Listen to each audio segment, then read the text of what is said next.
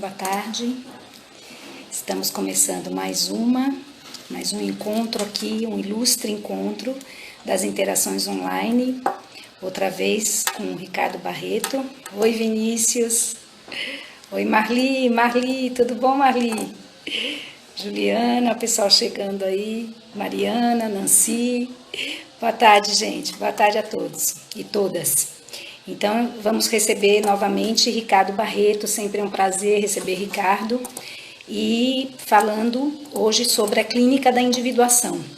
Então, essa semana foi a semana da individuação, né? Segunda-feira eu falei sobre o processo. Tudo bem, Marcos? Tudo tranquilo? Tudo bom, Hanna? Sobre as etapas do processo de individuação. E, Ricardo, vou pedir para você entrar então. Vamos lá, pedir para Ricardo entrar. Já enviei. E vamos fechar hoje com a clínica. Então, foi a semana aguardando o Ricardo. A semana da... Olá, Ricardo! Boa tarde! Boa tarde, que bom de novo contigo, que ótimo. Estava comentando aqui, né, aguardando você, sobre a semana dedicada a esse pilar aí da teoria e da prática junguiana, que é a individuação. Segunda-feira eu falei sobre a individuação, quinta-feira a Mineres também trouxe a individuação e segunda ou quarta? Não, foi quarta que eu falei. Segunda-feira foi a outra interação. E hoje a gente está aqui contigo na clínica da individuação. Então, sem mais delongas, para você aproveitar ao máximo o seu tempo. Não, querida, já podemos aproveitar juntos. É um prazer mais uma vez estar aqui. Eu sempre venho com muita alegria, tá? Encontrar você, encontrar seus alunos, encontrar os parceiros que estão aqui. E, sobretudo, vir aqui numa semana tão especial, ou seja, vocês estão estudando individuação desde o início da semana, né? Você já deve ter dado todas as bases. Eu vi a Mineres ontem, eu não pude assistir tudo, assisti meia hora, mas assisti depois a gravação, até porque nós dois temos conversado muito sobre algumas coisas atualmente sobre essa questão da individuação, e vi aqui hoje para fechar isso para vocês, falando sobre a clínica da individuação. É um grande prazer, é uma grande alegria. Então, sejamos todos bem-vindos, vindas. Eu já estou até dando boas-vindas, tá? Já estou tão em casa aqui no Quem Sabe Faz. Que bom, é para ficar, Eu já estou dando boas-vindas. Mas é isso, vamos lá. Da última vez que eu estive aqui, eu falei um pouco para vocês sobre o legado junguiano e a crítica civilizatória, tá? E Jung faz isso, a crítica civilizatória dele, ele faz isso através do quê? Através da ideia de processo de individuação. É como a Mineres disse ontem, né? O Jung tem uma questão na obra dele. Ele escreveu tudo para tratar de uma questão. E essa questão se chama processo de individuação. Então, tudo que a gente lê sobre mitologia, sobre religião, sobre inconsciente, sobre neurose, sobre psiquiatria, sobre todas as interfaces. E as interfaces são muitas. E não são muitas só por uma questão de eruditismo intelectual do Jung. As interfaces são muitas porque o tema é multifacetado. Por que o cara dedicou a vida toda a uma pergunta? Porque essa pergunta tem muitos lados. É uma pergunta que, para ser respondida, a gente tem que circular, fazer uma volta inteira em torno dela. Isso leva uma vida. Talvez seja parecido com o que acontece com cada um de nós. Talvez cada um de nós esteja aqui para fazer uma diferença no mundo. E essa uma diferença que a gente tem para fazer é uma pergunta.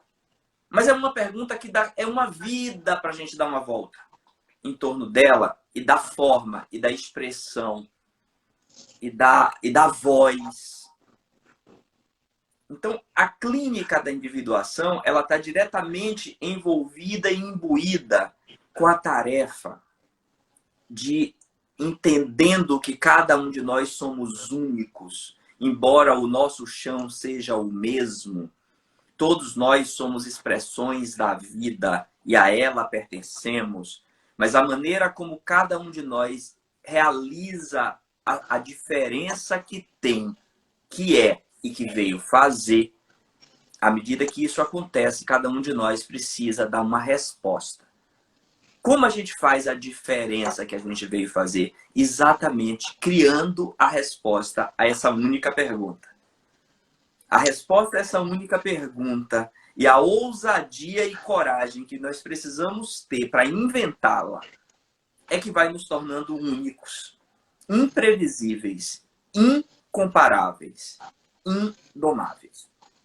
E isso é incrível. No Jung, não é por acaso que muitos de nós nos apaixonamos quando encontramos Jung pela primeira vez, porque a gente tem uma sensação de que tem algo nele que fala diretamente com algo em nós. É a mesma coisa quando a gente lê a Clarice Lispector. Quando a gente lê a Clarice Lispector, a gente tem uma sensação de que ela escreveu o livro pra gente. Ela acha assim, mas como assim ela já sabia isso de mim? Eu nem sabia. E ela ainda vai lá e mostra. Às vezes a gente lê Clarice Lispector e se sente desacatado. Como que alguém sabe mais sobre eu do que mim e ainda vem e me mostra? Isso espanta, assusta e fascina. Com Jung é a mesma coisa. Eu sinto que a maioria dos apaixonamentos por ele passam por esse ponto. Quem é esse cara que me mostra para mim mesmo?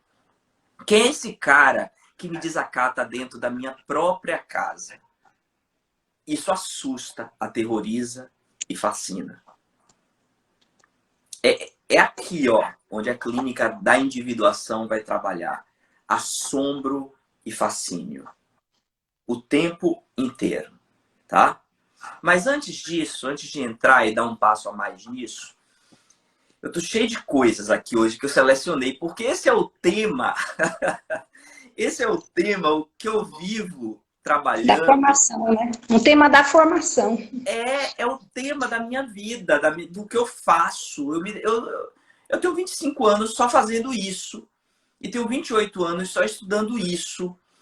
Então, assim, eu fico, meu Deus, eu vou dizer o quê? É tanta coisa. Tinha que ter parte 1, 2, 3, 4, para eu conseguir, porque são muitas interfaces. Eu estou falando para vocês de uma coisa que é viva, plural, multifacetada.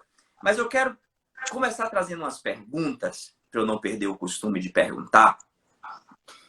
A quem serve a clínica da individuação? E quem está autorizado a trabalhar nessa clínica? Primeiro passo, não serve para todo mundo. Senão não seria junguiana. Uma clínica junguiana não se pretende universal. A universalização do conhecimento junguiano seria a própria destruição do pensamento junguiano. Não serve para ser universal. Não serve para todos e nem a todo momento.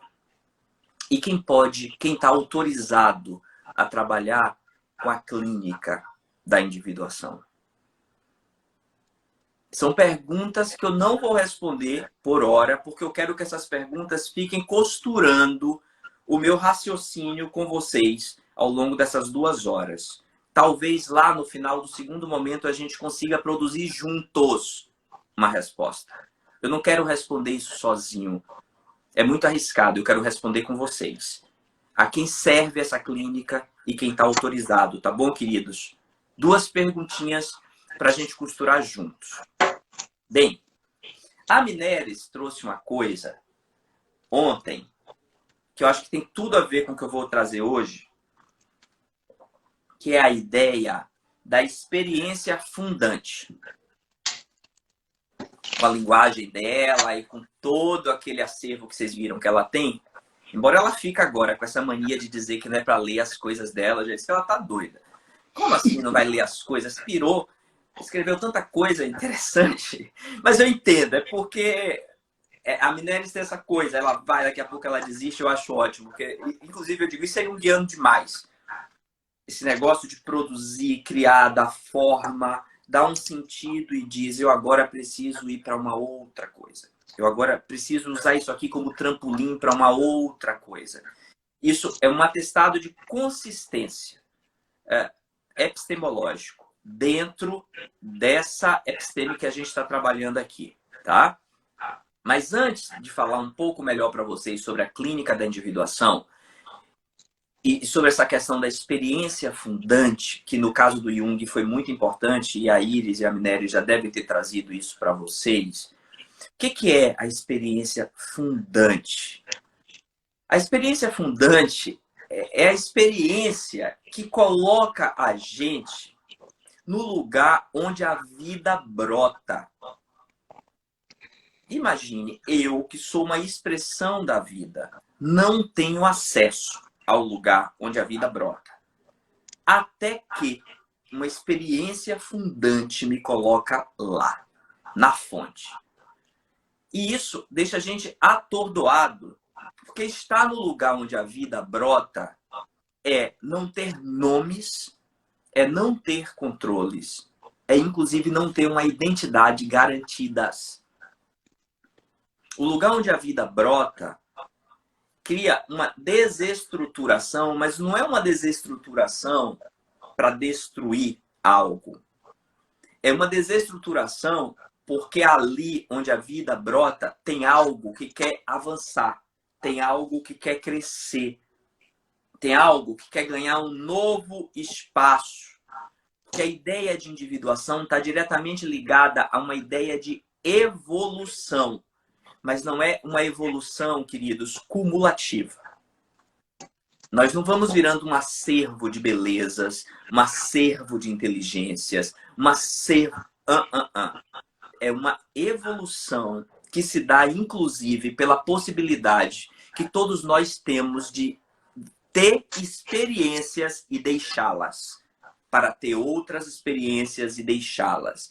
Eu sei que tudo isso se parece muito pouco com os paradigmas, com os paradigmas que organizam o pensamento ocidental e a maneira de viver ocidental, que é absolutamente cumulativa, compulsiva, extenuante. E que, inclusive, nos impede de ter experiências. Para mim, uma das coisas fundamentais é a experiência do pensamento. Eu adoro a experiência do pensamento. Eu acho que pensar é uma festa.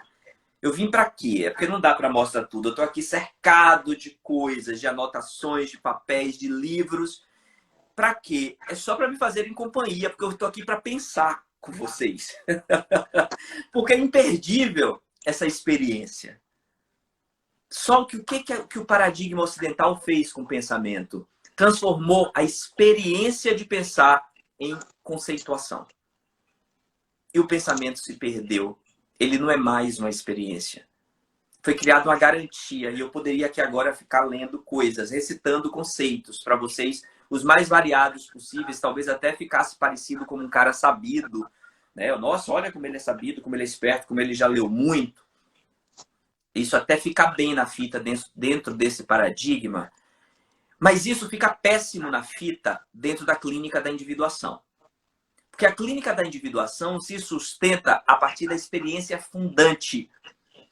E a experiência fundante me pergunta o quanto eu posso ficar presente diante das coisas que eu experiencio, o quanto eu posso ficar presente diante das coisas que têm sentido na minha vida. E óbvio que isso se parece com estar muito mais despreparado para algo do que preparado.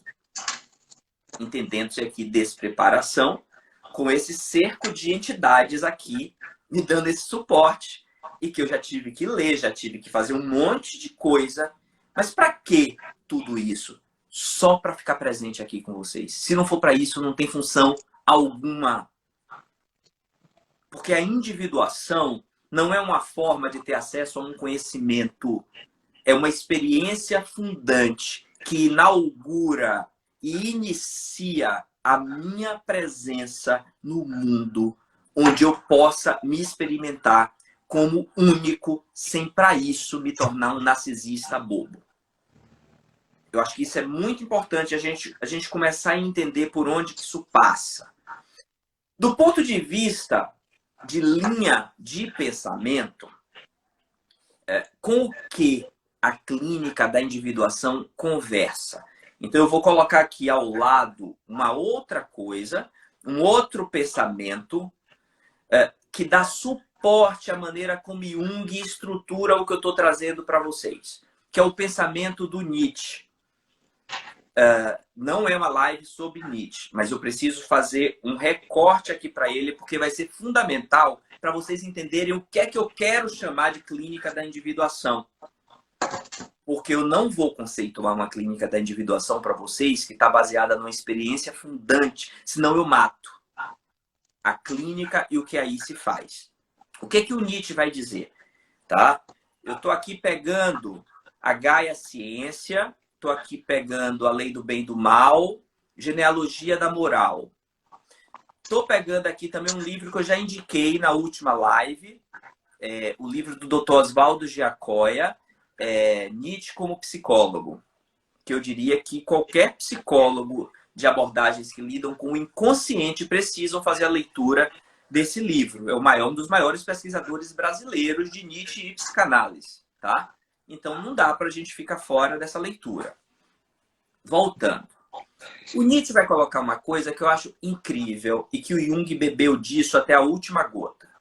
Ele vai dizer que na base da linguagem, da sociabilidade e da consciência, a gente tem um triângulo aqui que sustenta esse processo. Vamos pensar. Eu vou contar para vocês como é que o pensamento do Nietzsche acontece para a gente entender o que é que ele chama de genealogias. Ou seja, ele cria histórias para mostrar o início das coisas e como elas se desdobram para ajudar a gente a pensar em perspectiva. O que é pensar em perspectivas? É não querer chegar a uma verdade absoluta. É entender que em cada camada a gente tem uma verdade. E que o que a gente precisa é criar uma visão transversal dos fenômenos. Isso é o suficiente para a gente ficar perto da experiência fundante. Tá? Vamos lá. Quando Nietzsche diz... O Nietzsche vai dizer o seguinte. Eu vou parafrasear aqui, tá? Porque eu não vou ler os textos dele. Eu prometi que eu vim aqui ficar presente com vocês. O Nietzsche vai dizer que nós somos os animais mais desprotegidos que existem. Diferente dos animais que têm chifres, garras e que lutam por sua sobrevivência muito rapidamente ao nascer, nós, humanos, se não tivermos um outro humano para olhar para a gente, alimentar a gente, trocar a fralda e tudo mais que nós sabemos, que dura anos, nós podemos morrer a qualquer momento. Então, nós não contamos com o privilégio das garras e das presas. Mas já que nós não temos garras e presas, como é que a gente faz para sobreviver? Aí o Nietzsche vai dizer, a gente se junta. Porque a gente sabe que a gente é tão mais frágil do que uma formiga, que se a gente não se juntar, a gente não consegue sobreviver. Mas a gente se junta como, Nietzsche? Para ficar mais forte diante da nossa fragilidade. A gente se junta inventando uma linguagem. A gente se junta inventando a palavra. Porque a palavra vai ocupar o lugar dos chifres e das garras e das presas que nós não temos. É com palavras que nós vamos sobreviver e vamos nos juntar e nos sentir mais fortes porque nos juntamos. Mas como assim? Que uso nós fazemos das palavras? Como nós usamos as palavras? Nós usamos as palavras para nos sentir entendidos uns pelos outros. As palavras, elas vêm de metáforas. Viram palavras, palavras viram conceitos. Os conceitos e as palavras não têm nenhum compromisso com a verdade. Eles têm compromisso com a nossa necessidade de sobrevivência. Eu criei as palavras e os conceitos porque eu preciso ser entendido pelo outro e o outro precisa ser entendido por mim. E como eu vou comunicar? Como as palavras se formam e como elas são comunicadas? Exatamente por uma coisa que ele chama de necessidade. O Nietzsche vai dizer que quanto maior a necessidade de comunicação, maior a capacidade de comunicação. Quanto menor a necessidade de comunicação, menor a capacidade de comunicação. E ele vai dizer, só os seres mais frágeis, inferiores, precisam se comunicar tanto. Só os seres que sabem que sem o outro eles não valem nada, porque um vento, uma bactéria vem e elimina ele, só esses seres precisam da palavra. E mais ainda, dos conceitos. Porque quando eu conceituo, eu agora posso sair da experiência da coisa em si pela representação que a coisa tem para mim. Amneris Maroni, minha querida, seja bem-vinda. Eu te vi ontem, viu? Já estava aqui falando de você, que você tá doida com esse negócio do povo não poder ler você. Você pare com isso. Então, essa questão de como nós, os seres mais frágeis, para nos juntarmos, utilizamos a criação de palavras e conceitos por conta da nossa necessidade de comunicar, e nesse caso aí a consciência, ela entra. Como a consciência entra nessa equação? A consciência entra porque ela funciona como se fosse uma espécie de superfície especular. É através da consciência que eu transformo estados internos. Eles ganham forma e eles podem ser comunicados. Assim como eu posso, através da minha consciência, refletir para você o que você me diz. Então, essa questão da consciência, da linguagem, da sociabilidade, esse tripé em Nietzsche, está diretamente ligado à formação do rebanho, à formação do corte médio, daquilo que vai garantir a nossa sobrevivência. Percebam que já tem aí em Nietzsche, e onde Jung vai beber bastante, uma crítica direta e clara ao paradigma moderno ocidental que torna sinônimo a psique e a consciência, tomando a consciência como algo universal, generalizável, constante, e que esses autores vão lá e vão dizer de forma alguma. A consciência está a serviço da necessidade, inclusive está a serviço do próprio corpo, das necessidades do corpo de se proteger e de sobreviver. Tem função e tem utilidade. A consciência existe porque é útil. A palavra existe porque é útil. Se não tivesse essa utilidade, seria totalmente desnecessária e nós poderíamos funcionar tão bem quanto os outros animais. Nós que somos animais diante dos outros, tão inferiores, tão precários e tão simplórios.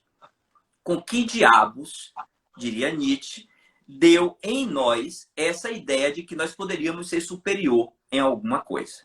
Claro, aí tem a forma nietzschiana, tem a crítica nietzschiana, mas que Jung vai pegar de uma maneira que eu acho interessante, porque ele reconecta a noção de instinto como lugar onde isso que a Minelli chamou de experiência fundante, é desse lugar do instinto do corpo, onde a experiência fundante se apresenta e nos convida. É desse lugar onde as palavras se dessubstancializam. É nesse lugar onde os conceitos não passam de sombras, de murmúrios diante das nossas vivências. Então, para mim é importante trazer para vocês essa questão da base nietzschiana e da desconstrução que Nietzsche propõe e que Jung, através da ideia de individuação, vai estar trazendo e desenvolvendo, tá bom? Vamos um passo mais, para talvez eu até mostrar melhor como que o Jung vai se apropriando disso. Ricardo, só um minutinho, porque teve uma pessoa que escreveu se você poderia repetir as obras. Gente, a gente sempre posta na página depois todo o material que os nossos parceiros aqui falam, citam. Se eu não anotar, eu entro em contato e peço a bibliografia e a gente coloca na página, tá? Para a gente não ficar tendo que retomar do que você dos livros que você citou. Ela pediu para repetir. Mas tá. Aí a gente vai colocar isso depois, porque isso a gente pode a posteriori colocar. Perfeito, mas eu posso falar rapidinho. Eu citei 3 livros do Nietzsche: A Gaia Ciência, Além do Bem e do Mal e Genealogia da Moral. E sugeri a leitura do livro do Dr. Oswaldo Jacóia, Nietzsche como psicólogo, como um suporte importantíssimo para dialogar com alguns textos que estão nesses 3 livros, tá? Bem, essa questão da individuação, da clínica da individuação, eu comecei a ler isso em 1992, foi quando eu li isso pela primeira vez. Vai fazer 30 anos. E eu não entendia. Eu dizia assim, meu Deus do céu, como é isso de tornar-se o que se é, se já se é? Como é isso de fazer um trabalho para tornar-se o que se é? Aos poucos eu fui entendendo que o fato de algo estar dado na nossa experiência não significa que a experiência esteja apropriada, que a experiência esteja clara e que a gente, inclusive, possa colher frutos e fazer uso da experiência que nos acontece. E aí eu comecei a entender que, na verdade, isso de tornar-se o que se é uma grande conquista que passa por uma série de estações, que é isso que a psicologia analítica vai colocar, aquelas coisas todas que a gente estuda e que a gente fica, às vezes, de uma maneira equivocada, tomando como se fossem conceitos e não são. O Jung não vai trabalhar com conceitos, ele vai trabalhar com imagens, com metáforas. São portais por onde a gente passa enquanto a gente atravessa essas experiências que são específicas, que são únicas. E que seria muito melhor se a gente pudesse falar das experiências e não da interpretação que nós fazemos sobre as experiências. Quando a gente vai ler o Livro Vermelho, eu acho que uma das coisas que eu mais gostei quando eu li o Livro Vermelho é ver o esforço brutal que Jung foi fazendo ali para, diante daquelas imagens, daquelas emoções, daquelas fantasias, de todos aqueles desconcertos que ele ia vivendo, como ele ia dar forma àquilo. E eu não estou falando de forma estética e eu não estou falando de forma intelectual, embora ele use como instrumento tanto a estética quanto o intelecto nesse processo de dar forma. Mas eu estou falando do trabalho que dá conta de conteúdos psíquicos traz e que tipo de ação e de compromisso ético isso coloca em nós diante da nossa experiência. Pensar na clínica da individuação é pensar, na verdade, em um Jung já maduro, em um Jung que olha para a experiência do inconsciente de um lugar muito diferente de como ele começa a pesquisa dele. O Jung do início da carreira é um Jung que olha para o inconsciente ainda a partir do lugar de uma consciência que inquire o inconsciente. Aquele Jung do teste de associação de palavras, da teoria dos complexos autônomos. Esse Jung é um Jung que ainda estava assimilando Nietzsche, embora ele já vinha lendo Nietzsche lá na faculdade de medicina, mas ele ainda estava assimilando, esses conteúdos estavam assentando. E ali tem o Jung que olha para o inconsciente a partir da linguagem da consciência. É um teste de associação de palavras, ou seja, é uma consciência que diz ao inconsciente, inclusive, como ele deve se expressar. É um consciente que oferece ao inconsciente as palavras e me diga o que isso lhe lembra. Me diga o que você sente. Me diga o que é isso para você.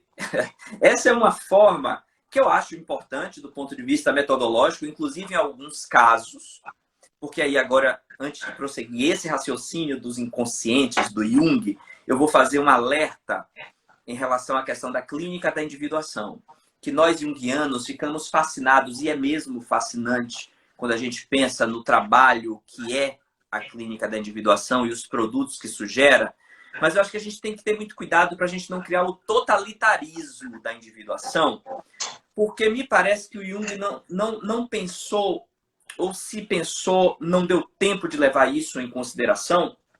O Jung escreve e fala dessa clínica para pessoas que suportam esse processo, para pessoas que tenham um ego, um vaso estruturado o suficiente para sustentar a tensão dos opostos.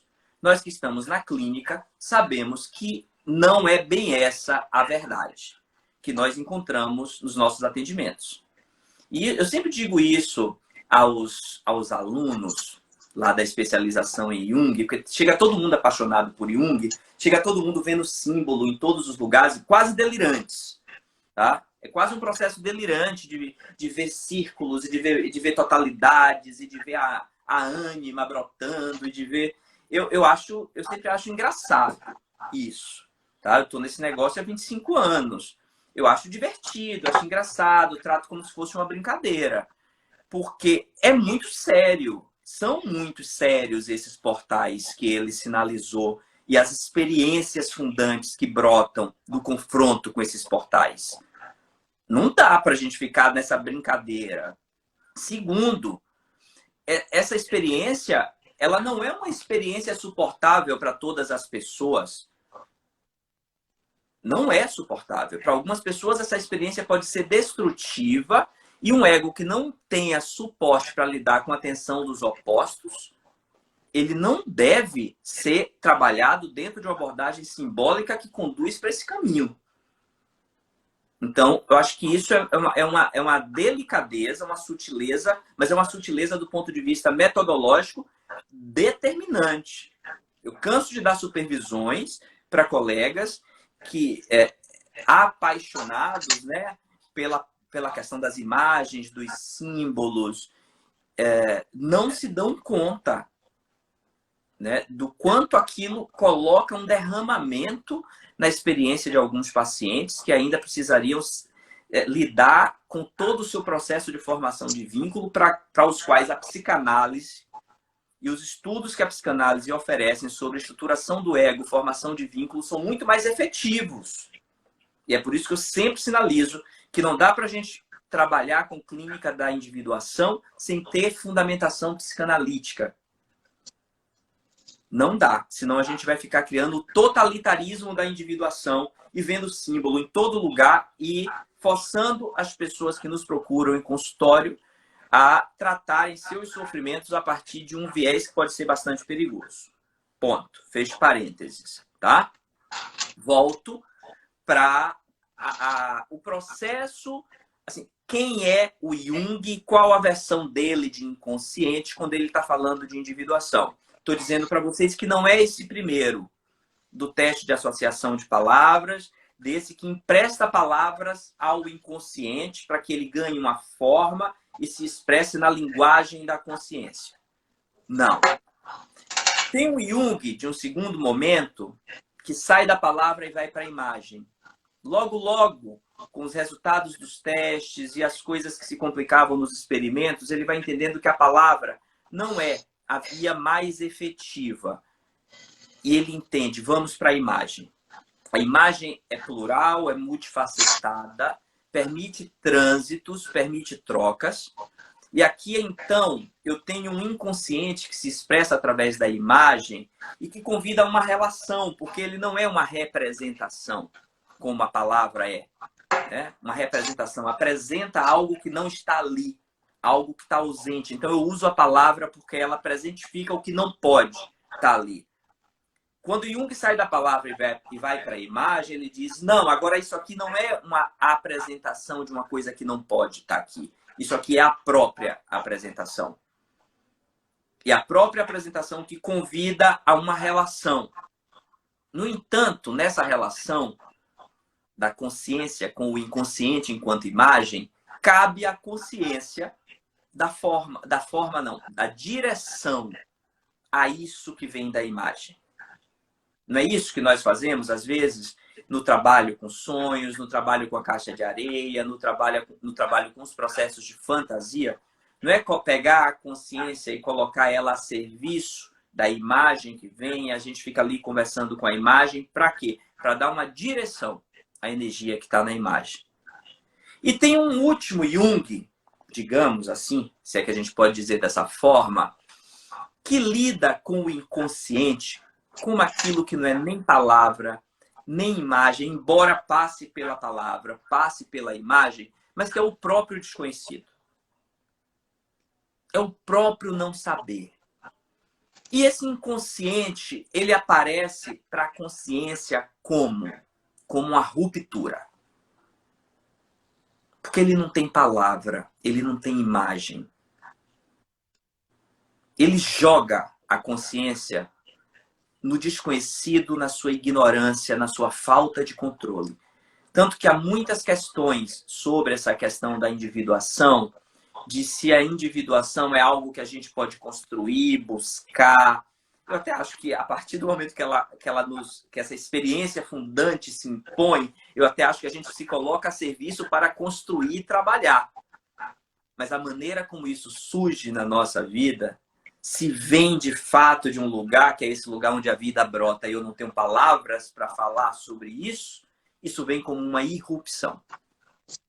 Isso vem como uma ruptura, o que me causa uma grande desorganização, onde as minhas referências saem do lugar.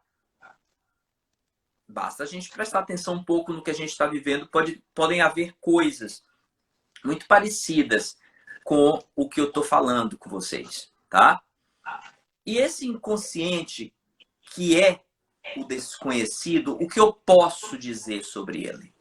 O que eu posso falar sobre ele? Isso que chega na minha vida sem avisar, sem dar sinal, isso que chega como se fosse um outro, uma força impessoal. E o Jung é muito categórico na sua obra, o tempo inteiro, em nos alertar que a gente não tente tornar pessoal o que é impessoal.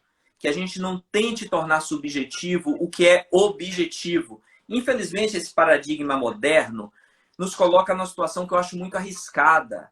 Porque a gente só consegue entender o que é objetivo, o que é impessoal, se a gente tornar aquilo um pedaço da gente. É incrível a fome narcísica do homem moderno. Eu não consigo me comunicar, eu não consigo ser empático, eu não consigo trocar com nada que de alguma maneira eu não chame de eu. Isso ao mesmo tempo é nossa miséria e ratifica o ponto de vista nietzschiano do quanto que o que é revelado a partir do exercício da minha experiência no mundo através de uma consciência é a minha fragilidade e a dissimulação da qual eu sou capaz para dar conta da minha fragilidade. Então, isso é muito importante, tá? Então, como se relacionar com o desconhecido sem torná-lo um pedaço do que é conhecido? Como se relacionar com o desconhecido aceitando as regras do desconhecido? Aí você vai dizer, mas quais são as regras do desconhecido, Ricardo? Eu vou dizer, eu não sei. Porque se eu souber quais são as regras do desconhecido, não é mais do desconhecido que eu estou falando. Que incômodo ouvir isso.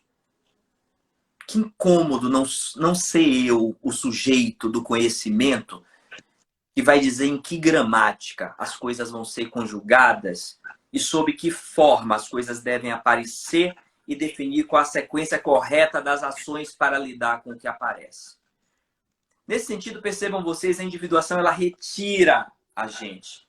A individuação que não retira a gente de uma zona de conforto, que não cria uma ruptura, me desculpa, ela é uma pose de algum provável falso charlatão querendo bancar de iluminado, porque inclusive individuação não tem a ver com a iluminação.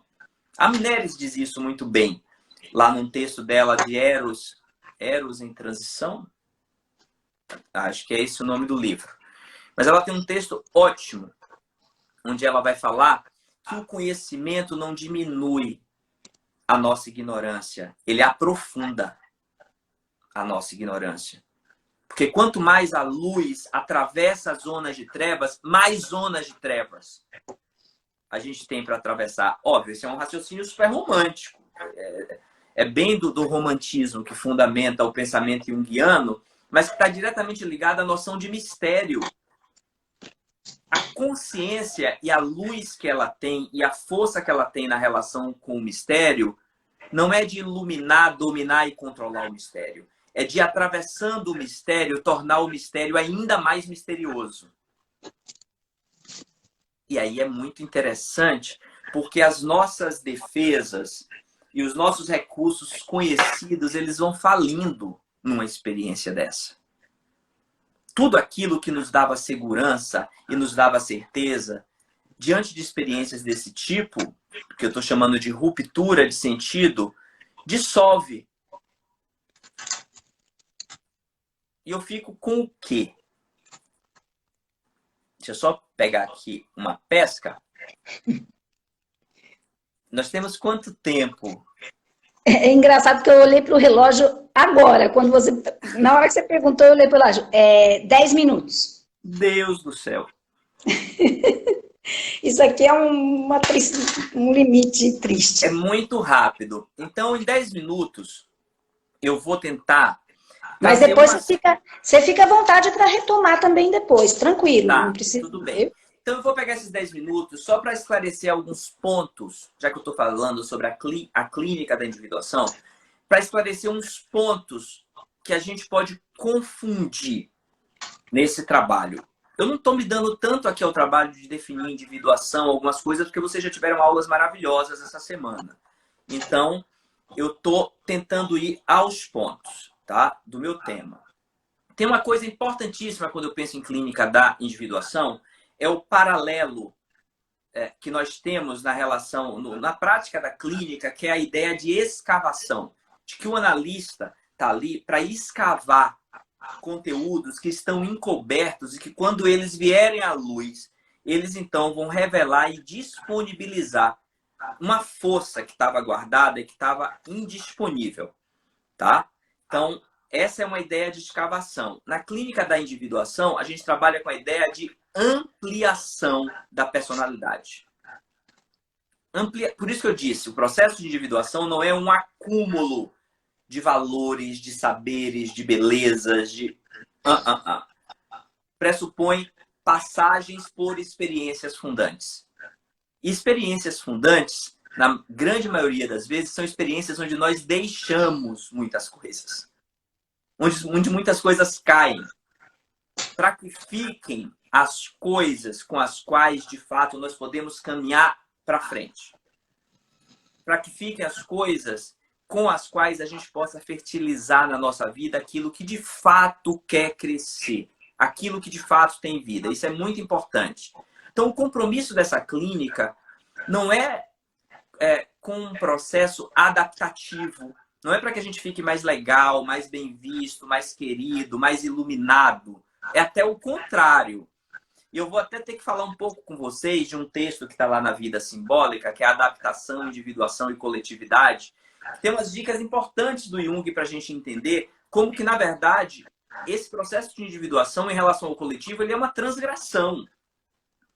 E como que você vai ter que suportar até uma certa culpa por não estar seguindo a cartilha do que o mundo, seja lá o que isso signifique, espera de você. De como o mundo quer te ver. Você vai ter que parar uma hora e dizer, mas como eu preciso me ver para que o mundo me veja? E é um exílio. E é muito difícil isso. Porque nesse momento a gente não tem companheiros para fazer perguntas. Aqui entra essa clínica. A gente amplia a personalidade suportando a dúvida, a incerteza, a pergunta, que não nos leva necessariamente a uma resposta, mas que a gente precisa ficar com ela. É nesse sentido que nessa clínica a gente está muito mais lidando com o mistério do que com a incógnita. E nesse sentido eu não sou o analista, sujeito do suposto saber, que domino as equações corretas e vou jogar x para cá e vou fazer a conta certinha e vou dizer quanto x é. Isso aí Freud explica, tá? Na clínica da individuação, eu lido com o mistério. Eu já disse para vocês na minha última fala aqui que o mistério é isso que está entre.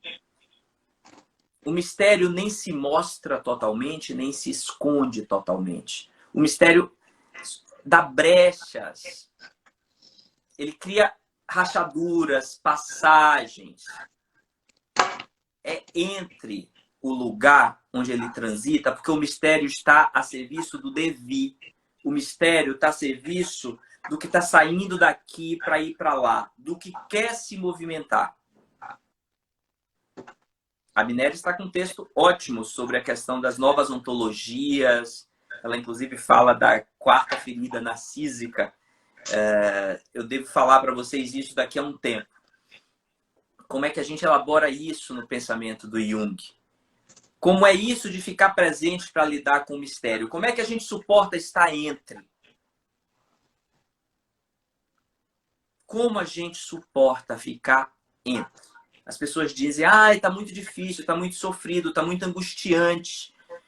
A gente não sabe o que vai acontecer com essa pandemia. Eu sempre digo, mas você sabia? Você sabia o que ia acontecer? Por que não se preparou, já que sabia que ia ter uma pandemia? É tão curiosa essa forma como a gente ludos e luderi, como a gente brinca, como se fôssemos criança, com a ideia de um poder, quando na verdade, na experiência originária em que nós vivemos, nada mais próximo na nossa vida do que isso, tá? Uma outra questão que eu preciso trazer para vocês é que a ampliação da personalidade, ou isso que eu estou chamando de ampliação da personalidade, está ligada à ideia de diferenciação, de fazer separações, e por isso que eu digo que a individuação ela é transgressora em relação à coletividade. Diferenciar-se é caminhar por um lugar solitário, silencioso e anônimo. Há analogias ótimas lá do núcleo, do útero da barriga da baleia, da noite escura da alma. Há várias metáforas incríveis que podem nos ajudar a visualizar o que é isso. Eu não sou o Senhor dentro da minha casa. E é aqui que eu tenho que ficar para dar conta do que me ocorre. Algo está vivo em mim e me quer. Porque se quisesse me matar, já tinha matado. Se não matou, é porque me quer vivo. Como ficar vivo com o que me quer vivo, mas não me diz, não me nomeia? Como a gente suporta isso sem adoecer? E como isso, depois, se a gente aguenta e suporta, e é por isso que eu digo, isso não é para todos. Isso não significa também que eu esteja dizendo que isso é para uma elite. Transito pelos meios da alta. Ai, meu Deus, quanta coisa diferente de ampliação de personalidade. Quanta coisa diferente de diferenciação.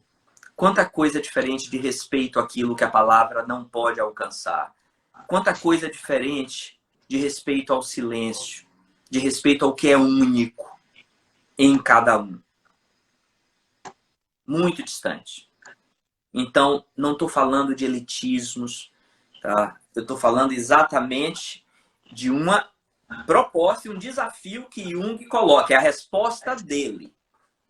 Mas nós que nos dizemos interessados no pensamento desse cara, precisamos entender qual é a proposta, para a gente não ficar colando retalho, juntando as coisas, achando que a gente está fazendo algo aí que vai dar certo no final, e depois a gente se depara com o monstro que a gente criou. Tá? Então é bom saber, bate na porta, pergunta se você foi convidado para a festa, tá? Apresenta as credenciais, se comporta direitinho. Ricardo, vamos fechar agora essa etapa, tá certo? Que já estamos aqui, estamos no nosso tempo. Eu anotei muita coisa e aí a gente volta. Vocês aí, logo começando, o pessoal pode ir já colocando as questões. Quem está matriculado, não deixe de preencher o formulário, só para quem está matriculado, os outros não precisam. Trazendo um sopro de vida aí, Hanna falando, sensacional. Então vamos continuar com esse sopro na segunda parte. Até mais. Até já. 10 minutos.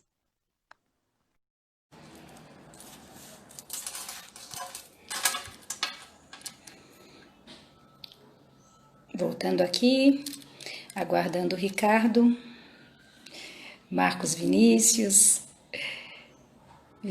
Marcos Vinícius Paim. Paim é o sobrenome do meu filho também, Marcos Vinícius. Meu filho é Jobim Paim, porque é Paim do pai. Silvia, olá, Ricardo, beleza, Ricardo? Vamos lá? Máximo do tempo aqui. Aproveitando o tempo ao máximo. Pronto, Ricardo, de óculos.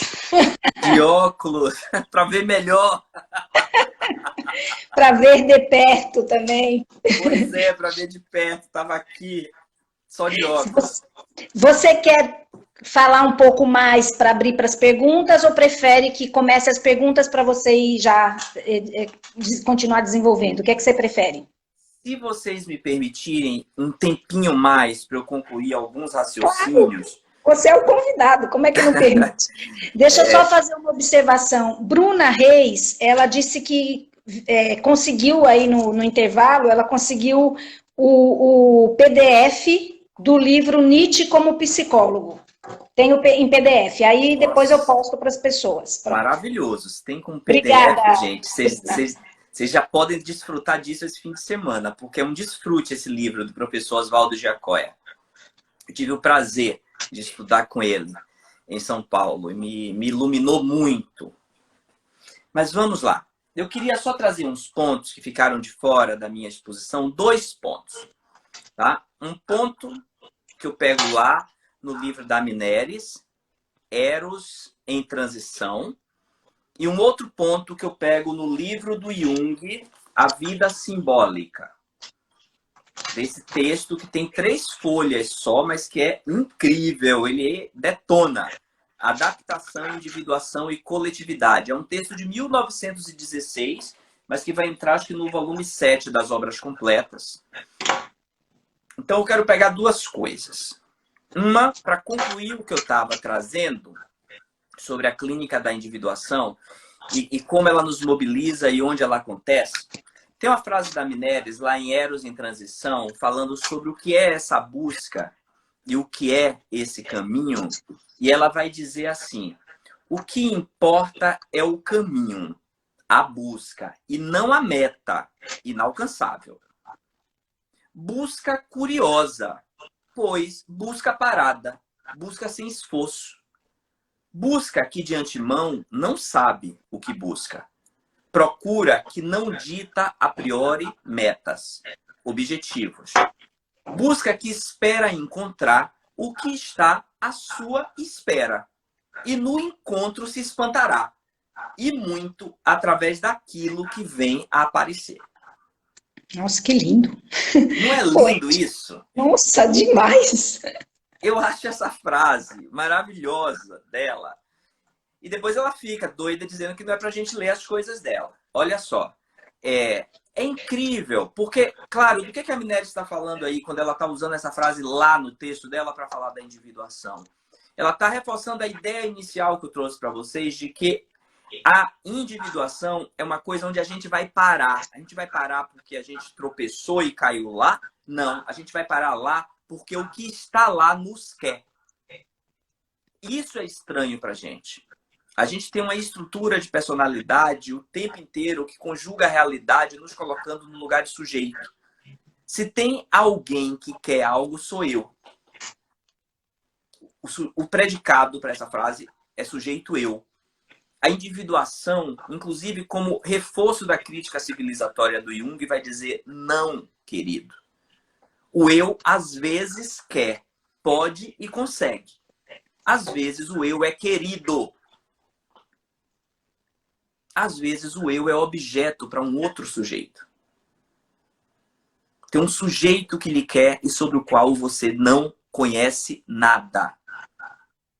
E quando ele te quer, quando ele te deseja, quando ele tem algo esperando por você, para você, ele, o que quer que isso seja, cria uma ruptura de sentido na sua vida. E essa ruptura abre uma brecha, onde você fica desorientado, desnorteado e se pergunta, e agora? E agora, o que é que eu faço comigo, se tudo que eu sabia sobre mim não me leva mais a lugar nenhum? E agora, como eu fico com o que me ocorre? O que quer que esteja me ocorrendo? Como ficar? Para, inclusive, aquilo que espera por mim, e lógico que aqui vocês estão vendo que tem uma visão evolucionista, tem algo ali na frente esperando por mim. Eu preciso me movimentar, eu preciso dar um passo, porque tem um outro corpo meu para eu encarnar. Porque eu não sou um só. Porque eu não posso ser um só. Porque a vida se expande e quer crescer em mim de várias maneiras. Imagine o sofrimento que uma personalidade rígida, moralista, conservadora sofre. Porque a vida está fazendo uma outra imposição. Ou isso que eu chamo de vida, ou isso que o Jung chama de vida. Então, ela diz, e é interessante que aqui ela traz uma questão do tempo. Do tempo. Desse tempo que não é definido pelo Cronos. Desse tempo a serviço da morte, chamado Cronos. Que quer matar a vida.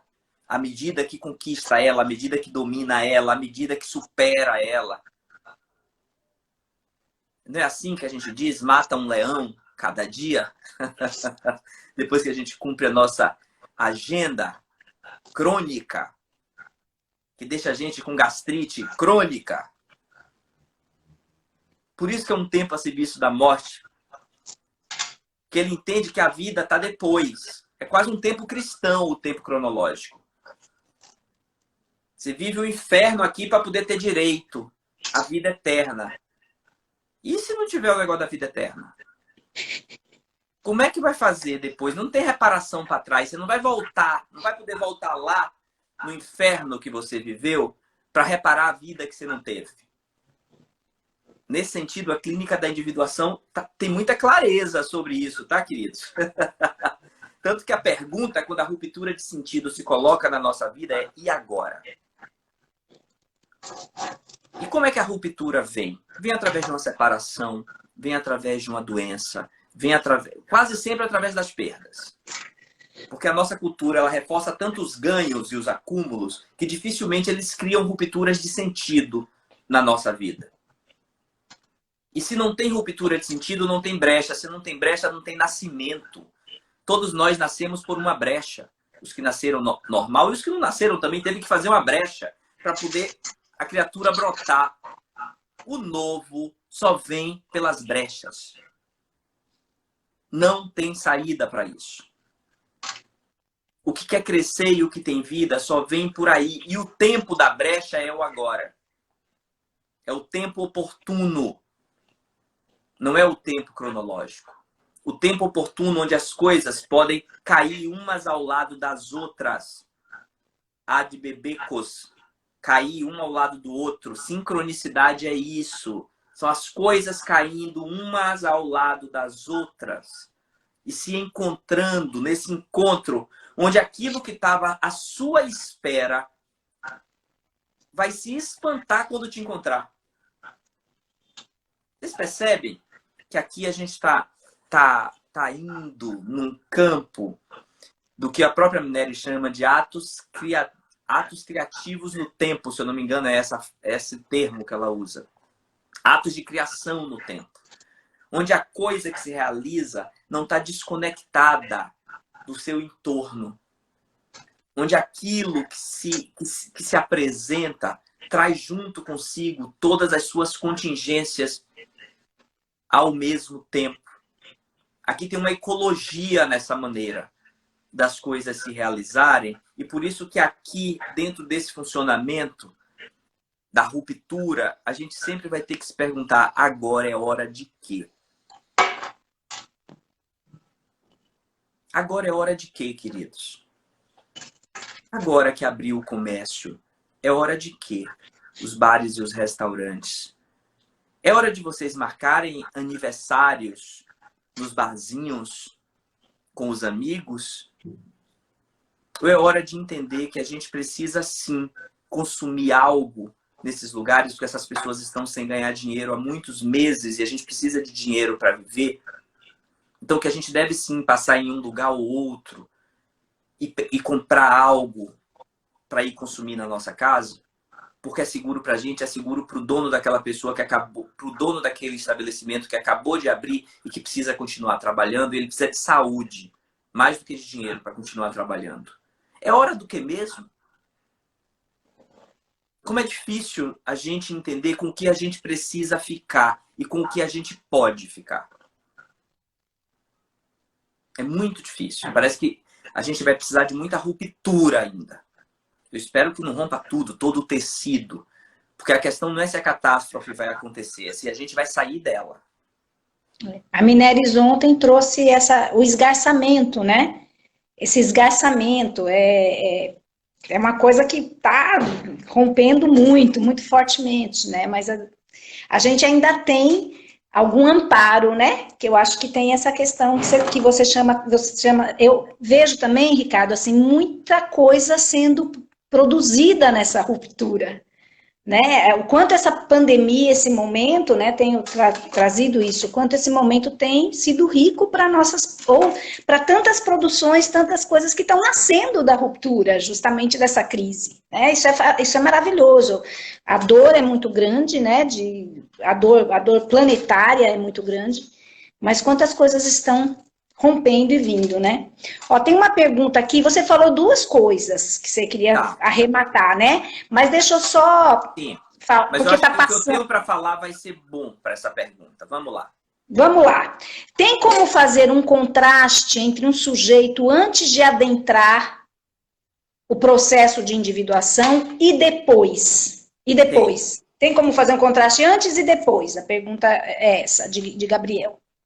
Acho que é Gabriel, né? Porque tem um grupinho aqui que eles entram pessoas diferenciadas, mas acho que é Gabriel. Pode falar. Gabriel, olha só. Do ego ao self, é o grupinho do ego. Ótima pergunta sua. Eu vou te responder com uma frase do Jung desse livro aqui, A Vida Simbólica, tá? O Jung vai dizer assim, Gabriel, a individuação retira a pessoa da conformidade pessoal e, com isso, da coletividade. Esta é a culpa que o individualizado deixa para o mundo e que precisa tentar resgatar. Em lugar de si mesmo, precisa pagar um resgate, isto é, precisa apresentar valores que sejam o equivalente de sua ausência na esfera coletiva e pessoal. Sem esta produção de valores, a individuação definitiva é imoral e, mais do que isso, é suicida. Quem não souber produzir valores deveria sacrificar-se conscientemente ao espírito da conformidade coletiva. Para isso, faculta-lhe a possibilidade de escolher a coletividade a qual se quer sacrificar. Só na medida em que alguém produz valores objetivos pode ele individuar-se. Isso aqui, eu acho que esse parágrafo é fundamental para a gente entender a questão da individuação e da coletividade. Como eu estava dizendo antes para vocês, ao sofrer uma ruptura de sentido, Laila, desculpa, Laila, é porque eu me confundo com o grupo, achei que do ego ao self, achei que era de Gabriel, não é Gabriel, desculpa, é Laila. Pronto, Laila, querida, obrigado pela outra sua aluna pergunta. De psicologia. Gabriel deu risada, desculpe aí, desculpe. Obrigado pela sua pergunta, porque a gente precisa deixar claro que a individuação tem um preço. E é por isso, talvez, que Jung dizia que não queria que houvesse junguianos. Porque ele sabe que na hora que o homem vira rebanho, ele não paga mais o preço para sair da coletividade. Ele ganha dinheiro com a coletividade. Os junguianos estão rifando Jung. Rifando o que ele chama de experiência fundante, ou melhor, o que a Mineris chamou nele de experiência fundante, estão rifando em forma de conceitos. Isso é perigosíssimo. A gente está falando de uma abordagem que trabalha com processos vivos. Processos vivos custam o quê? Custa que você perca um lugar de privilégio e de acomodação junto à coletividade.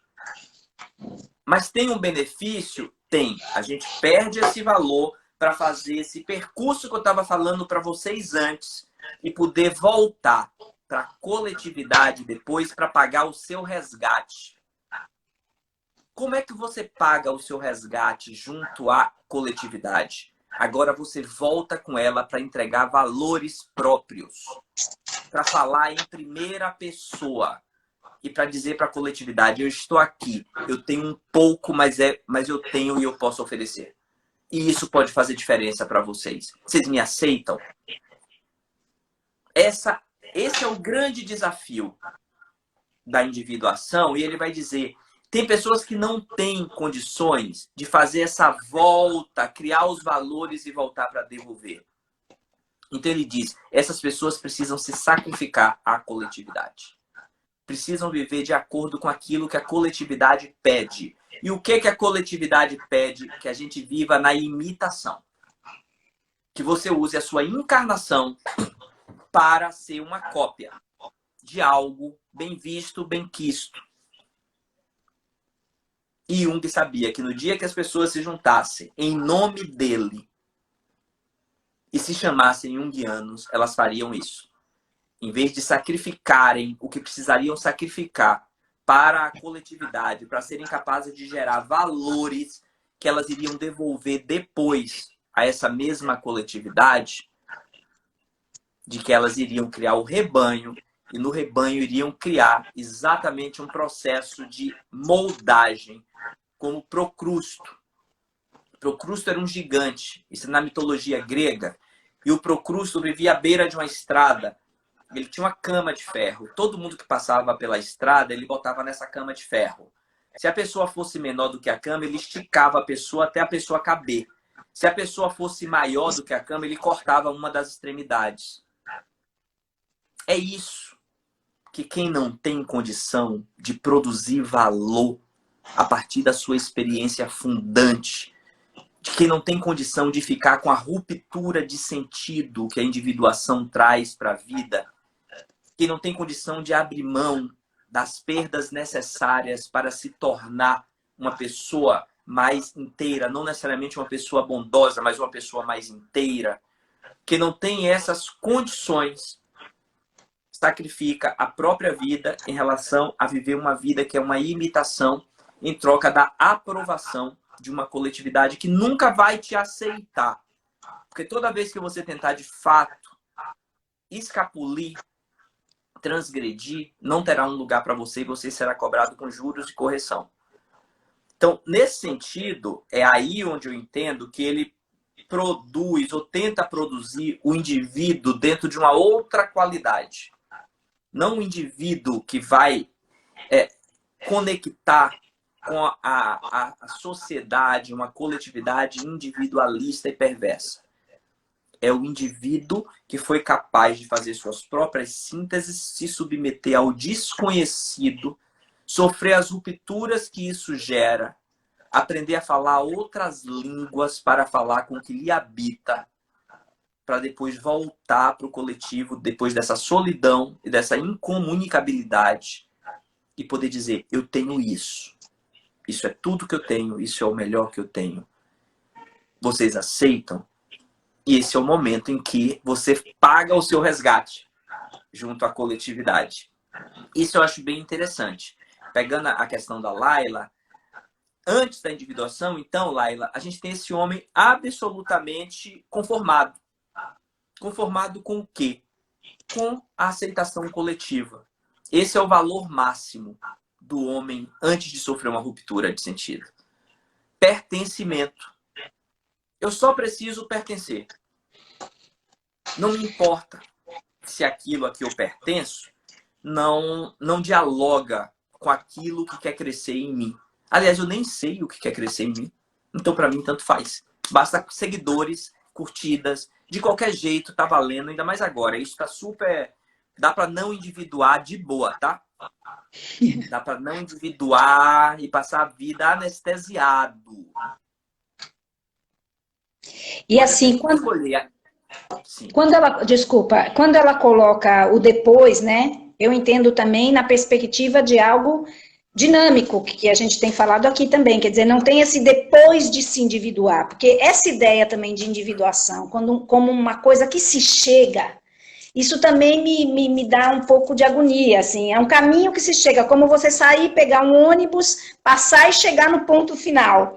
A gente, né, fica assim, quando é que chega na individuação? Quer dizer, não chega, né? Assim, nesse sentido, assim, por isso que eu trago sempre muito essa questão do individuando, do gerúndio, né? Desse assim, vamos continuar nos falando, esse desejo que a gente tem de continuar falando, porque não, você, como é que você vê isso do chega, Ricardo? Porque tem essa ânsia, né? Eu Existe acho essa que, ânsia.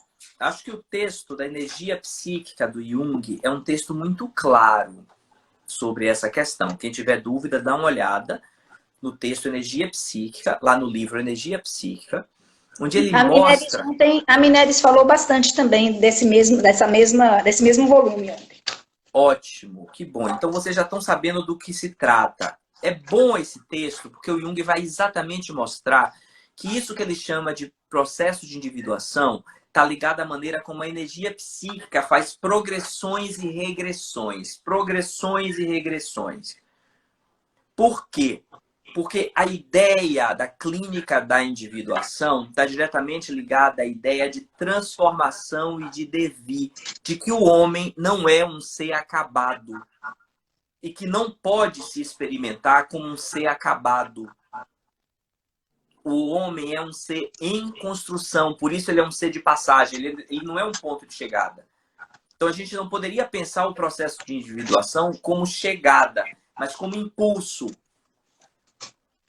Impulso para quê, Ricardo? Para que eu saia de uma zona de indiferenciação, onde eu me satisfaço com muito pouco. O que é que eu chamo que é se satisfazer com muito pouco?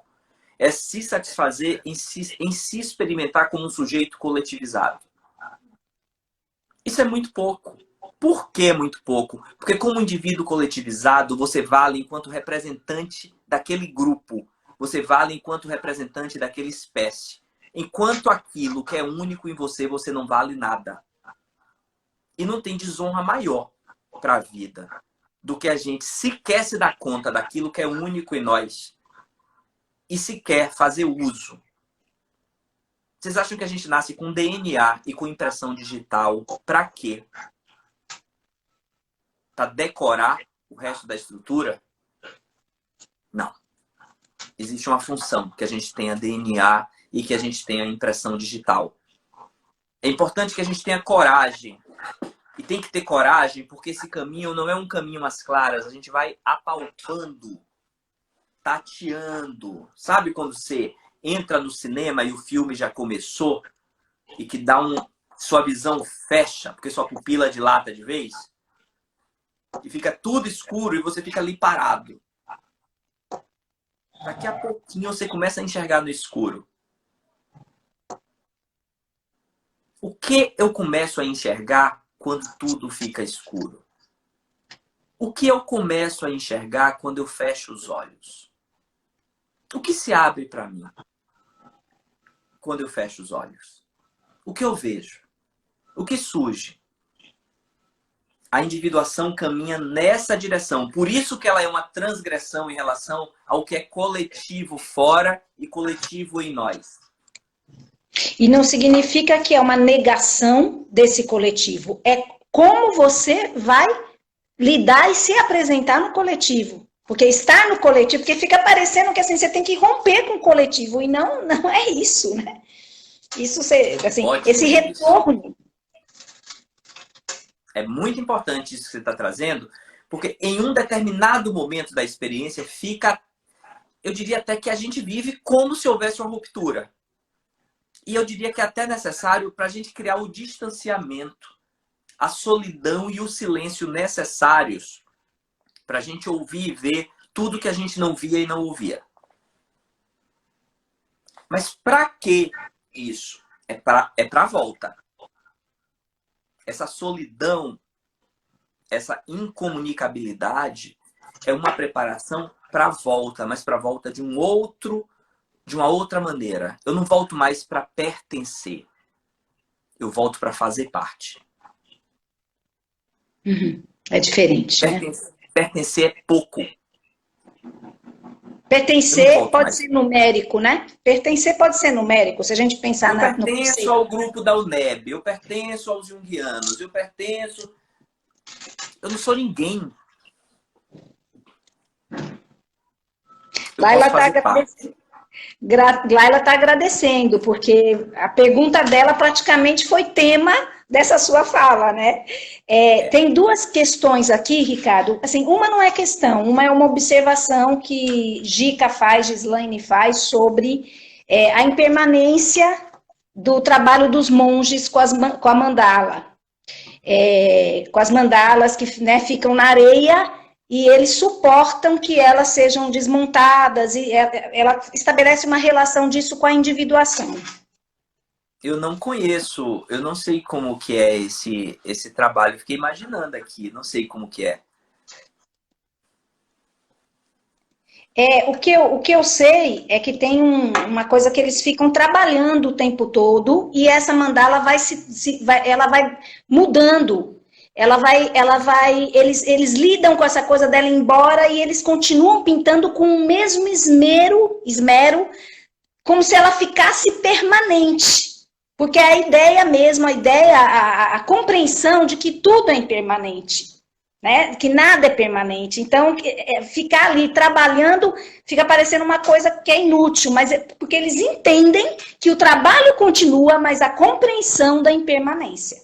Então, eu acho Uau. que dialoga muito bem. E são É, lindas, são super bem feitas, são muito, sabe, são muito trabalhadas. Você fala, meu Deus, a pessoa tem todo o trabalho para ir embora, mas é porque é essa compreensão mesmo, né? mas que fique muito claro, todo esse trabalho que a gente está tendo aqui é para ir embora, tá? Todo esse Isso. trabalho aqui não é para ficar, não. Todo esse trabalho é para ir embora. E espero em Deus um dia poder, inclusive, ser totalmente esquecido.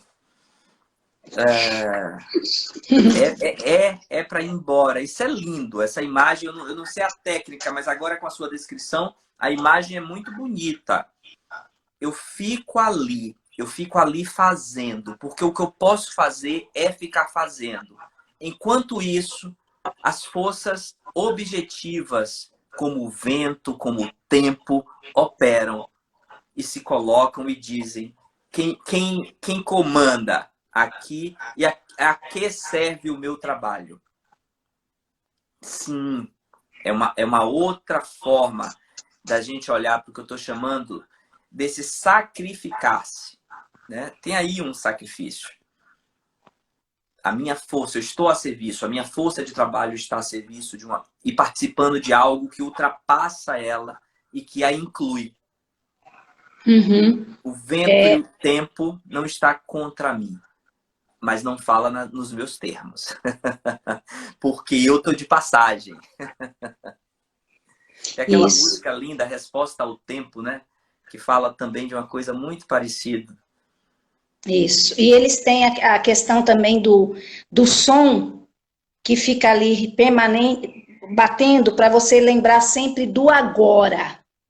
A ideia daquele som é para você não esquecer de viver o agora, que é essa presença no tempo, né? Olha, foram surgindo várias coisas aqui, vou tentar falar de Tá. todo mundo um pouco. Daisy traz assim, pertencimento vem então de ser menos ativo, e participar tem a ver com ser mais ativo. É É, isso? é mais ou menos, Deise, querida. Obrigado pela tua pergunta. Como é? O pertencimento, ele é menos ativo no sentido de produzir uma resposta pessoal e única. Mas ele é muito ativo no sentido de sacrificar-se às regras da imitação. Uma pessoa que pertence, sei lá, ao grupo... é difícil falar de algum grupo, porque senão vai ficar parecendo que eu tenho alguma coisa contra o grupo, tá? Os Eu não... junguianos, pronto, os junguianos. Pronto, eu vou falar do grupo que eu posso. Você é junguiano, exato, Esse eu posso falar contra porque eu faço parte dele. Então, vamos imaginar o grupo dos junguianos. Eu pertenço ao grupo dos junguianos. Isso me deixa pouco ativo? Não. Isso pode me deixar muito ativo. Eu faço todos os cursos, inclusive já fiz 10 vezes o curso de Fundamentos da Psicologia Analítica. Já fiz 3 pós-graduações. Por quê? Porque eu fico tentando chegar na melhor imitação do que é a imagem que o coletivo junguiano me ensina do que assim seja. Isso dá muito trabalho, imitar dá muito trabalho. Então eu não posso fazer essa equivalência de que é passivo. Imitação é trabalhoso demais. Eu sempre fico dizendo assim, meu Deus, como é que gasta tanta energia para imitar e não gasta a mesma energia? Mas, por favor, isso aqui não é uma teoria moral. O próprio Jung disse aqui no texto que eu disse para vocês. Tem indivíduos que não tem como fazer essa volta porque ele não tem como criar os valores que ele vai devolver ao coletivo. Então é melhor ele criar uma ação na direção da imitação, tendo o privilégio, inclusive, de escolher a que coletivo ele quer se sacrificar. Então, tem pessoas que sacrificam a sua vida, dedicam a sua vida a uma coletividade e no fim da vida recebem uma placa linda, recebem uma coroa de flores, assim, de orquídeas, uma coisa mais valorosa, porque você dedicou a sua vida àquele coletivo. E aquele coletivo reconhece o sacrifício que você fez. Você abriu mão de ter uma vida própria para pertencer. Isso não é menor, não é maior, não tem essa comparação, tá? No entanto, o fazer parte, eu diria que é um trabalho diferente. No trabalho do pertencimento, eu tenho que estar com o outro e atendendo ao outro o tempo todo. Eu não respiro. Fazer parte me pressupõe que eu tenho que afastar.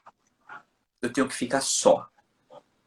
Eu tenho que fazer caminhos que só podem ser pisados por mim. É nesse sentido, Daisy. Eu sei que você está entendendo, minha querida, mas é ótimo você fazer essas perguntas, assim, que pegam essas palavrinhas, né? Porque às vezes na fala vem a palavrinha de um jeito, e é ótimo que você me deu a chance de eu mostrar o paradoxo, que é o que a clínica da individuação mais traz para a gente. A clínica da individuação, ela lida com a realidade paradoxal, não com a realidade contraditória. Qual a diferença, Ricardo? A realidade contraditória está o tempo inteiro dividindo as coisas entre o caminho do bem e o caminho do mal, porque está o tempo inteiro buscando uma complementação entre os fenômenos. Então, às vezes, eu posso falar uma coisa aqui de uma forma que soa contraditório, quando, na verdade, eu estou querendo falar de uma maneira paradoxal. E aí você me dá a oportunidade de explicar melhor quando você faz uma pergunta. Então, quer dizer que pertencendo eu sou passivo, que fazendo parte eu sou ativo? Não. Pertencendo eu sou ativo e sou passivo. Fazendo parte eu sou ativo e sou passivo. É a mesma coisa da gente pensar essa coisa dos arquétipos, que é outra coisa que me incomoda muito na maneira como é abordado no universo junguiano. Porque, assim, o universo junguiano, eu acho que pegou o conhecimento do Jung e esqueceu de tratá-lo de uma maneira paradoxal. Então, pega o complexo materno e diz assim, tem a mãe boa e tem a mãe má. Tem a mãe nutridora e tem a mãe devoradora. Isso, eu entendo isso quando a gente usa palavras, porque a gente, usando palavras, a nossa gramática ela é contraditória, ela não é paradoxal. É sujeito, predicado, tá? Então, é isso mesmo. Quando a gente fala assim. No entanto, quando a gente vai para a clínica, quando a gente vai operar um tema desse dentro de uma relação terapêutica, eu não posso nem falar assim, nem pensar assim. Porque quando eu vou pensar na mãe boa, eu vou ter que pensar que na mãe boa tem um aspecto construtivo e tem um aspecto destrutivo. Tem mães ótimas, nutridoras, atenciosas, protetoras, que ajudam seus filhos a crescer, que dão proteção, mas que não conseguem abandonar os filhos no momento em que eles precisariam descobrir que força a perna deles tem. Porque é difícil mesmo. Não é porque elas são ruins, não. É porque é difícil pra caramba fazer isso. Só sendo mãe pra saber. Eu não sou, tá? Mas só sei que é difícil pelo que eu escuto. Do outro lado, tem a mãe devoradora. Na mãe devoradora, eu tenho aspectos que são destrutivos e que no raciocínio contraditório eles são bem destacados, mas tem aspectos que são muito construtivos. Tem pessoas que foram salvas na vida porque tiveram uma mãe devoradora. Aí vocês podem dizer, como assim, Ricardo? Claro, aí tem uma questão. Foram salvas porque tiveram energia para fazer um embate com a mãe devoradora. E nesse embate, elas descobriram o tamanho da força delas, apesar de avançarem na vida carregando determinadas carências emocionais. E também porque muitas vezes precisaram fazer esse movimento para fora dessa relação com a mãe. Né? Então, assim, a perspectiva de ter sido devorador é que fez com que também o filho fosse atrás de algo que não o devorasse. Se ela fosse o tempo todo protetora, ele também não teria uma condição, né, de fazer, não sei se a palavra seria reparo, mas uma possibilidade de uma outra relação afetiva, não só que devore. Né? Então, esses movimentos são sempre, né? É importante a gente pensar no paradoxal, que em cada ponta do processo nós temos os dois lados. Para a gente não cair na ideia de que tem um caminho, de que tem uma verdade, de que tem aquilo que o paciente deveria ir e ele não vai. Se é com clínica da individuação que a gente está trabalhando, esse tipo de raciocínio não faz nenhum sentido. Por isso que eu uso aqui a imagem, o que ela traz, para ajudar o meu paciente a transitar nos paradoxos, não transitar nos polos. Porque os polos estão nos polos. Os polos contêm polos. Ricardo, ontem a Mineres trouxe uma provocação quando se diz também sobre a segunda metade da vida como perspectiva de possibilidade maior de individuação. E aí ela traz que é a vida toda, e é claro, porque é movimento. Eu fiquei pensando nessa dança entre pertencimento e participação ao longo do desenvolvimento humano. Então, você pensar assim, por exemplo, que o adolescente, ele quer pertencer aos grupos, ele precisa pertencer. Embora também nós saibamos que tem adolescentes que já têm uma participação, já têm uma diferenciação, já se colocam muito bem, já sabem se posicionar na coletividade, né, fazendo esse retorno quando você coloca aqui de onde a vida brota, para devolver para a coletividade esse brotamento da vida. Tem adolescentes que já é impressionante. Mas o pertencimento é muito forte. Então, é como se o desenvolvimento humano propicia essa dança entre pertencer e participar. Porque algumas coisas a gente só vai poder conseguir ficar no pertencimento e outras a gente vai conseguir uma protagonização, sei lá, maior, né? E às vezes umas que a gente participou muito, a gente conseguiu esse distanciamento do qual você fala e trouxe essa força, né, essa expansão da energia, essa progressão, mas tem momentos que a gente vai precisar recuar. E outras que a gente foi mais pertencente, mas que em alguns momentos a gente teve uma consciência de que podia participar. Então, essa coisa que não fica cristalizado, seja no ambiente ou no... Mas, assim, à luz do desenvolvimento humano, você vê assim, a jornada do homem como essa possibilidade desse lapidar, né? Desse ir voltar, desse movimento de voltar para onde a vida brota, né? Não sei se seria isso, uma evolução, como você falou no começo. Eu sou um romântico pessimista, né? Então eu acredito demais nessas coisas. É tímido espalhafatoso, né, Ricardo? Exatamente. Eu sou um romântico pessimista, então eu acredito muito nessa coisa de que a vida quer se refazer, de que a vida quer dar um passo, mas de que ela volta, mas de que ao mesmo tempo ela pode naufragar, porque não tem segurança nenhuma de que ela vai conseguir, se eu não pegar na mão dela e dizer vamos, ou melhor, se ela não pegar na minha mão, né, e dizer vamos, Ricardo, vamos lá, vamos, desiste disso, dá espaço, arrisca, olha o que acontece, né? Então, eu acho que sim, e concordo que a individuação, ela está posta, né? Inclusive o Jung chega a falar no instinto da individuação. Ele coloca como um processo instintivo que organiza a própria maneira da vida acontecer. O que vai individuar, como vai individuar em cada um, a gente não tem como falar, porque são experiências fundantes. Seria muito importante se nós tivéssemos construído um modelo de sociedade onde as pessoas pudessem falar por si. E falando por si, elas dessem seus testemunhos. E os testemunhos fossem criando uma egrégora de troca, de proteção. Ou seja, os testemunhos nos protegeriam mais do que necessariamente alguns modelos, caber ou não em determinados modelos. Ou seja, eu ouvi o testemunho de A, B, C e D.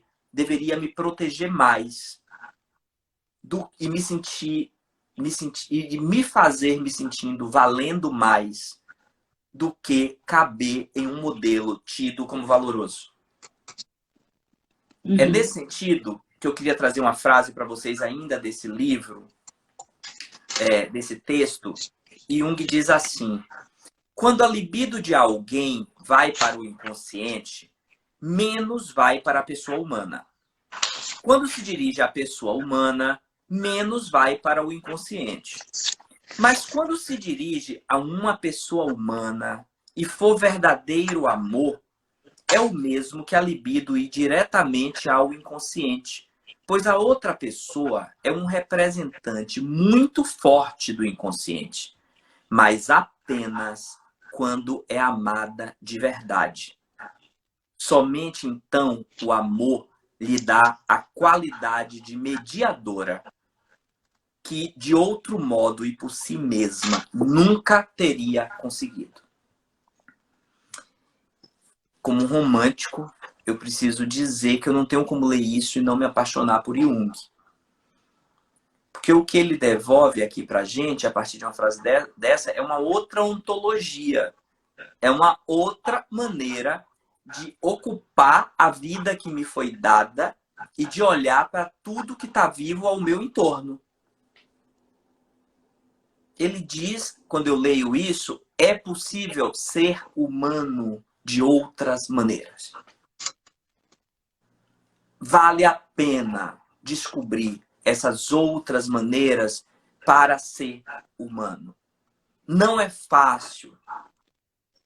Porque quando eu olho para o outro, eu não olho para cá. Quando eu olho para cá, eu não olho para o outro. Isso parece inconciliável.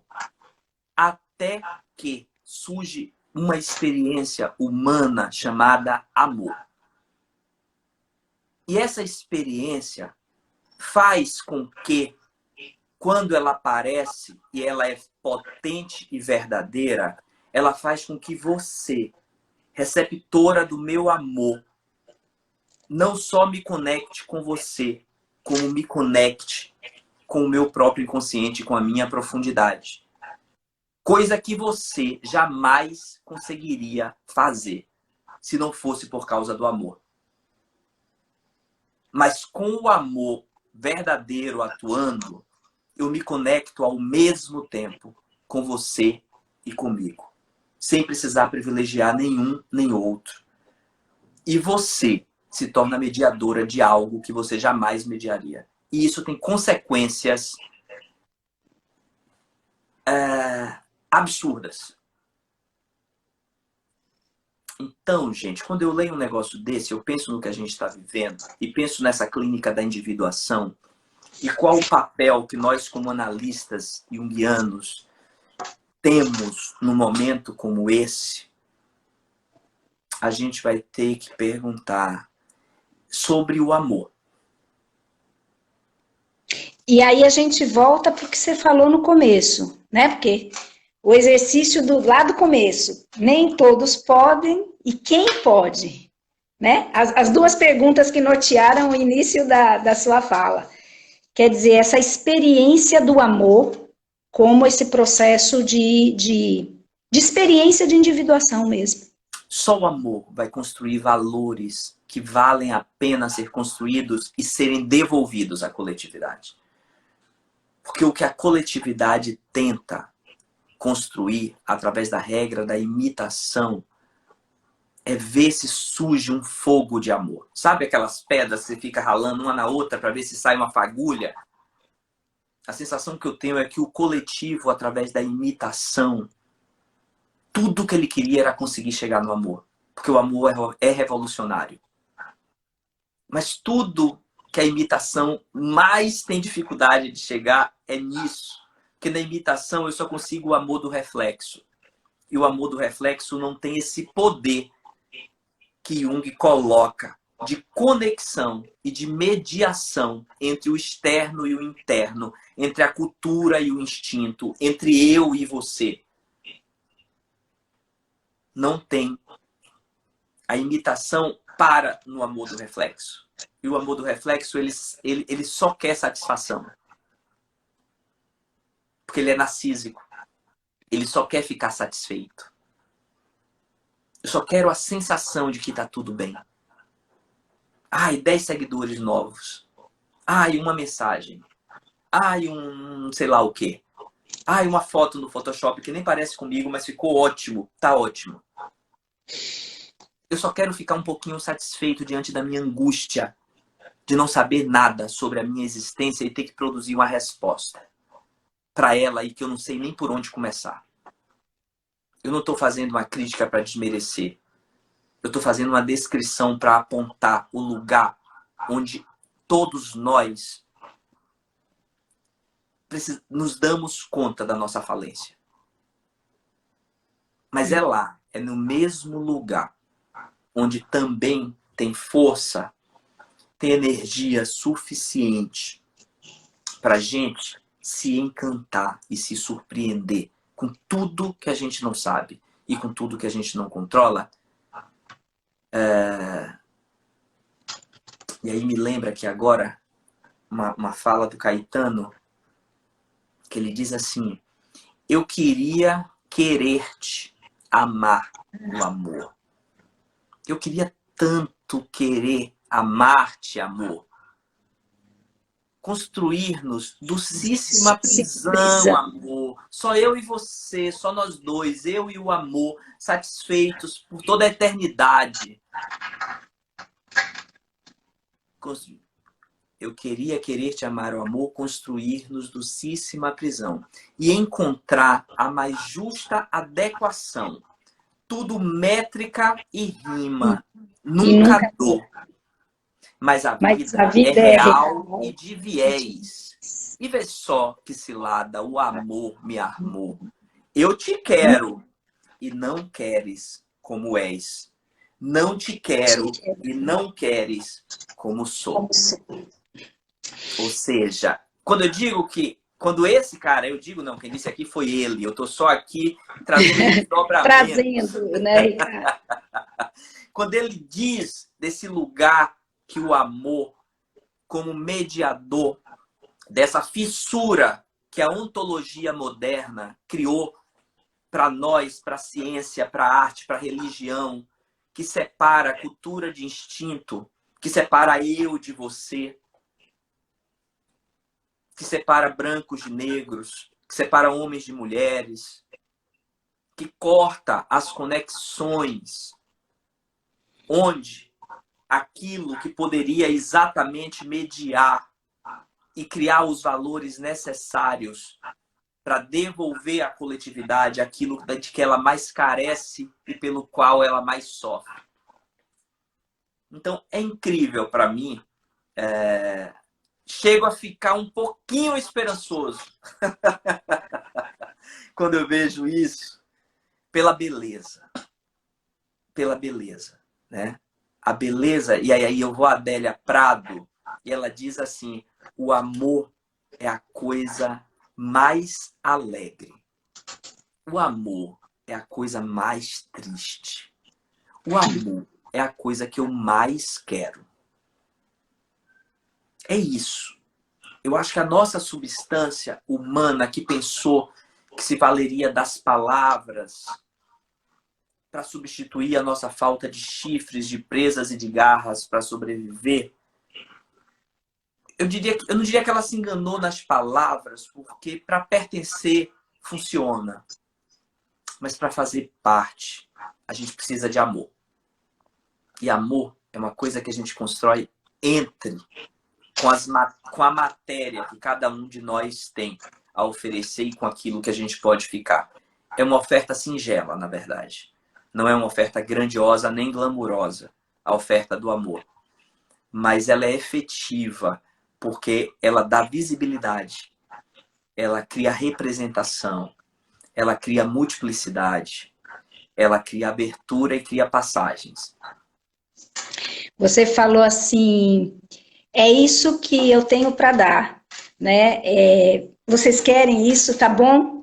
Então eu quero te dizer, a gente quer isso que você tem para dar. Essa coletividade, essa pequena, né, esse micro coletivo nessa coletividade maior. A gente está respirando muito nessa perspectiva de ter um espaço mesmo que acolha as pessoas, um espaço que é público. Eu sempre trago muito essa questão da universidade pública, não é só agora online, é presencial também, é aberta às pessoas, e a gente precisa dar as mãos mesmo para que essa universidade não acabe, né? A gente tem que pegar nessas coisas que nós ainda temos, né, como potencial criativo do humano, que foi construído pelo humano, e ampliar as possibilidades. Então, assim, essa universidade pública te quer, né? Nos quer. Quer esse grupo que está aqui agora com 34 pessoas, todas essas pessoas, as pessoas que passam por aqui, as pessoas que assistem depois, as pessoas que mandam as suas mensagens, porque é isso, né, Ricardo? A gente está no virtual, mas assim, a gente sente que toca. Ontem a Mineres também trouxe isso, estou saindo daqui com uma sensação muito boa. E hoje a gente já trocou o WhatsApp, eu e ela, quer dizer, o vínculo que é construído. É a partir daí, né, que a gente vai ampliar, crescer. Então, e é isso também a minha parte, né? O que eu tenho para dar à sociedade, ao espaço que eu pertenço. E que eu também estou fazendo questão de fazer parte. Então, assim, façamos parte juntos, né? Você faz parte e a gente faz parte. Obrigada, e você vai voltar, né? Isso não precisa nem dizer. A gente vai pensar em como voltar. O texto é só um pretexto para voltar. Tá, gente, obrigada a vocês. E a semana que vem teremos a continuidade e o encerramento no dia 31 de agosto, né? E dia 1º de setembro, a abertura do curso de extensão. Obrigada, viu, Ricardo? Grande beijo para vocês. Beijo, tchau, gente. Obrigada.